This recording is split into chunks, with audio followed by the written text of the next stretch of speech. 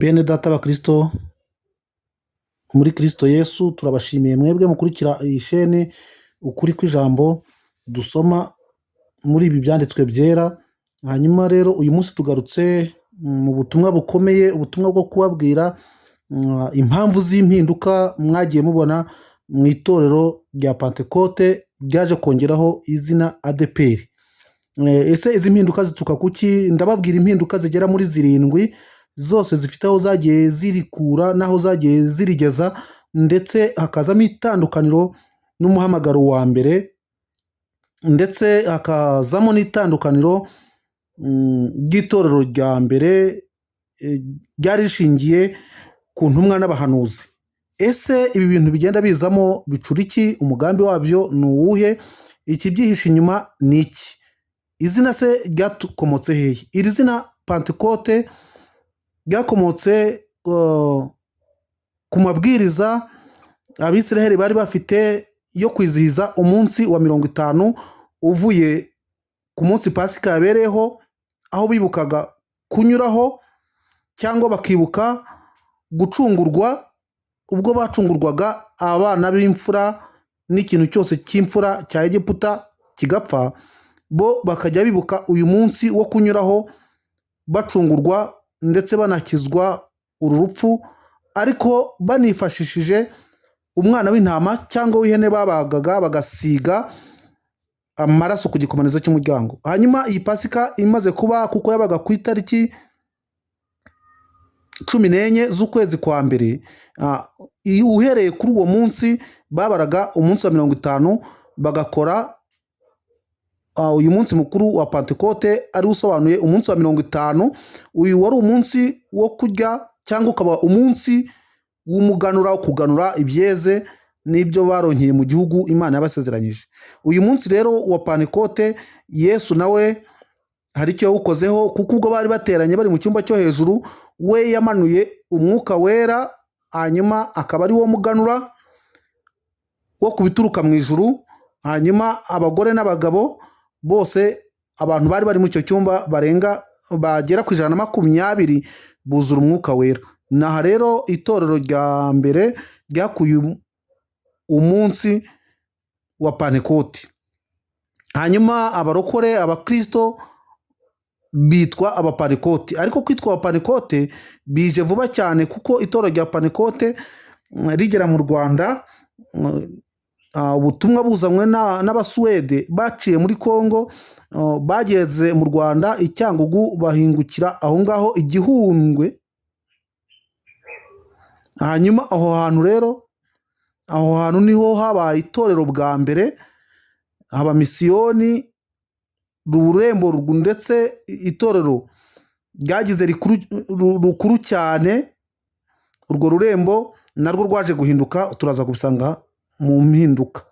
Hanyuma rero mu mwaka wa 33 niho itorero rya Kristo ryatangiye, batangira kuvuga ubutumwa. Ryari rifite inshingano ebyiri, yo kubwira abantu ubutumwa bwiza ndetse no kwigisha kwitondera ibyo Kristo yasize avuze.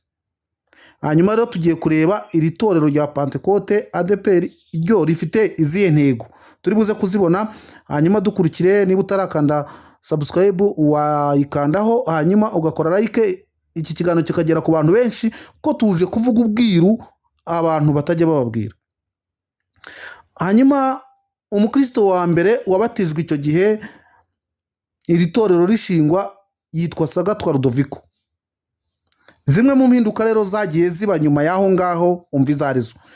Impinduka ya mbere ni ukwimura ururembo rwa Gihundwe rugasimbuzwa ururembo rwa Kigali. Ibi ngibi nabyo biba byarabaye ku nyungu z'abanyedini.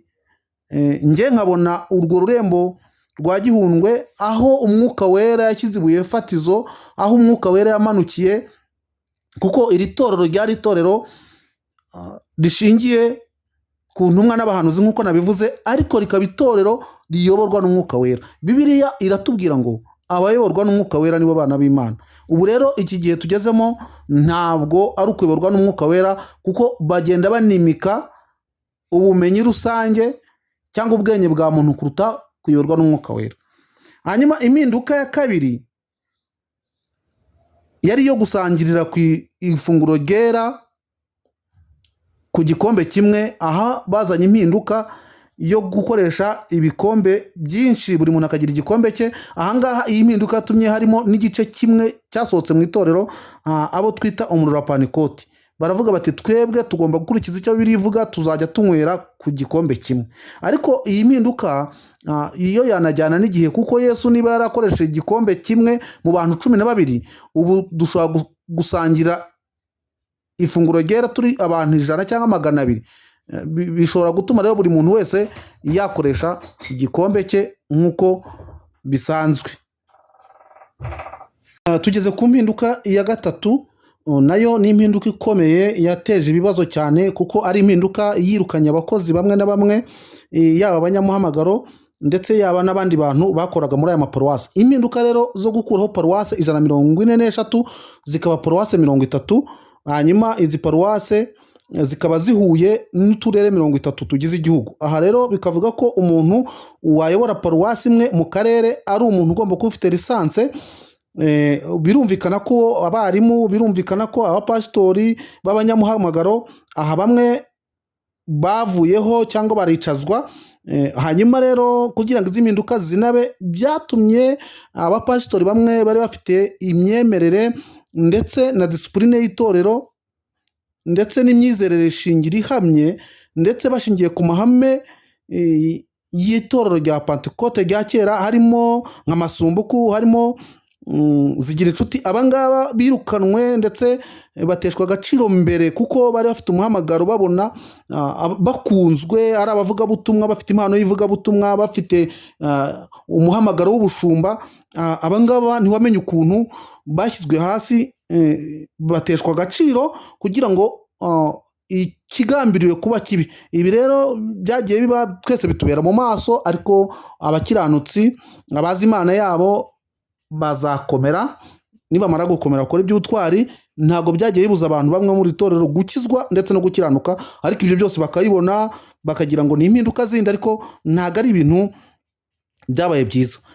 Indi mpinduka ya kane yari iyo gusimbuza abanyamuhamagaro, bagasimbuzwa abize. Ibi bikagera mu makorari, bikagera mu badiyakoni, bikagera mu bapasitori, mu bashumba, ndetse ibi byanageze igihe RGB nayo yabijemo, itegeka ko abantu bagomba kuyobora amatorero bagomba kuba hari amashuri bize, barabisohora. Ariko ibi ngibi umuyobozi uyoboye ubu ngubu abwirwa ko hari ibintu agomba kumva ndetse no guhindura, ndetse harimo n'indi mpinduka ndibuze kubabwira yo kwimika abagore. Mbese ni nko kuba babwiwe ngo imyumvire yanyu, imigendekere yanyu, imyizerere yanyu iheza abantu bamwe na bamwe, mugomba kuyihindura. Uyu rero yarabyumviye, yumvira iryo bwiriza, ariko nkatinya nanone nanjye mu ruhare rwanjye, ese abantu bazahindura Bibiliya kugira ngo bahindure ibyanditswe bagendere ku mabwiriza basabwa?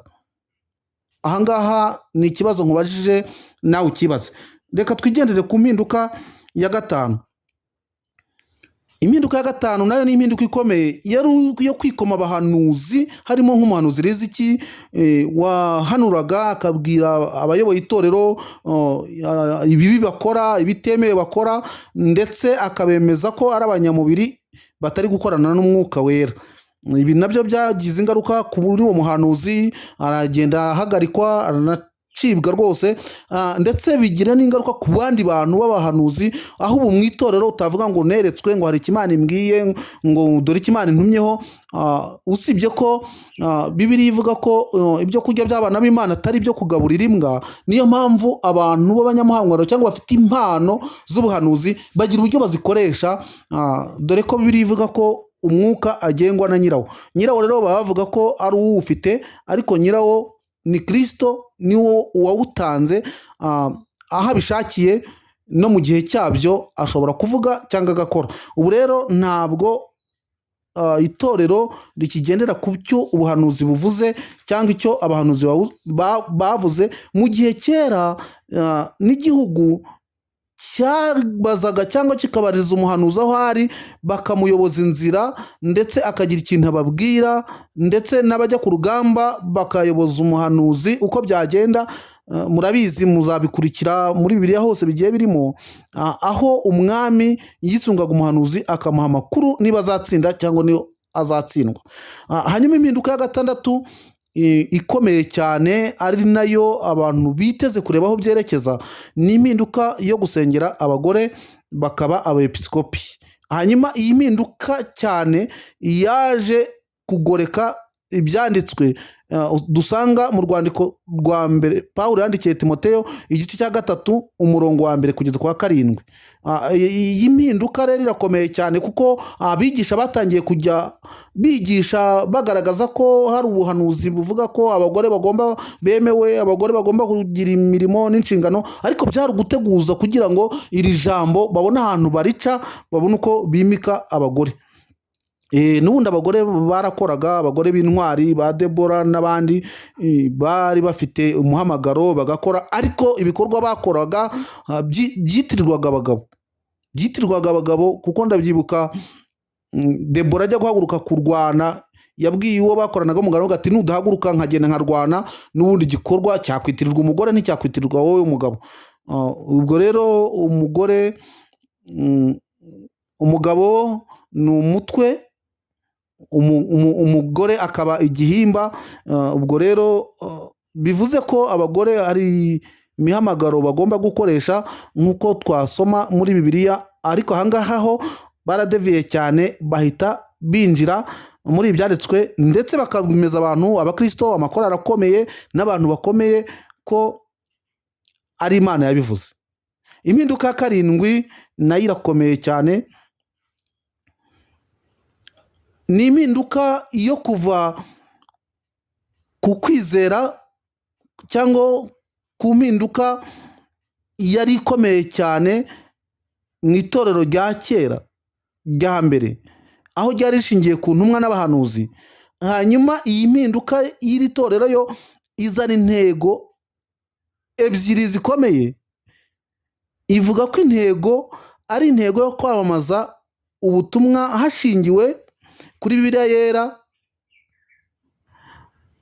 Hanyuma iya kabiri yari uguteza imbere imibereho n'imibanire myiza n'iterambere ry'ubukungu bw'abagenerwabikorwa, hitabwa ku buvuzi, uburezi n'ibindi bikorwa bizana iterambere ryuzuye. Ariko ukibaza, izi ntego zishobora guhura n'izo Kristo yasigiye itorero rya mbere? Izo Kristo yasize zo zaravugaga ngo nimugende mwamamaza ubutumwa bwiza abantu, muhindurira abantu bose kuba abigishwa banjye, mugende kandi mubigishe kwitondera ibyo nababwiye. Ni ebyiri nazo. Ukibaza amatorero y'uyu munsi ya Gikristo ahindurira abantu kuba abigishwa ba Kristo cyangwa ahindurira abantu kuba abayoboke b'ayo madini? Iki ni icyitonderwa. Izi mpinduka tugiye tuzivuga kugira ngo abantu bagende bayungurura, bahuza n'ibyanditswe, barebe icyo gukora. Ariko Bibiliya ivuga ko abayoborwa n'umwuka wera aribo bana b'Imana. Iyo usomye Yohana 1:12 hakuvuga ngo icyakora abamwemeye bose bakizera ubutumwa bwe bataryarya, yabahaye ubushobozi bwo kuba abana b'Imana. Nagira ngo nawe ucunge ko ubushobozi bwo kuba umwana w'Imana ubufite. Nagira ngo ucunge ko utari mu bantu bajyaga Imana, wishakira indamu, wishakira agaciro, wishakira icyubahiro cyangwa wishakira amaramuko. Ariko bakristo bene data, ndashaka kubabwira ko igihe tugezemo ni igihe cy'umwijima, ni igihe cy'akabwibwi, aho abantu basabwa gukora ndetse tukagumya tukabitabaza, tukaba n'umucyo ndetse tukaba n'umunyu ushobora kuryohera abatwumva n'abatubona. Kandi Yesu wamaje ngo abakizwa ni bangahe? Yarabwiye ngo mugire umwete wo kwinjira mu irembo rifunganye, ngo abakizwa ni bakeya, ngo ahubwo muzabamenyera ku mbuto zabo. Cunga imbuto y'umuntu ukuyoboye, cunga imbuto yo mu bantu, cunga imbuto yo musengana. Nicyo kimenyetso Kristo yasize cyo kumenya abantu aho bajya n'ibyo bakora ibyo ari byo. Imana ishimwe kandi Imana ihabwe icyubahiro kumvisha ubutumwa. Hanyuma soma Bibiliya umenye ukuri, uzabatuka mu izina rya Yesu, amen.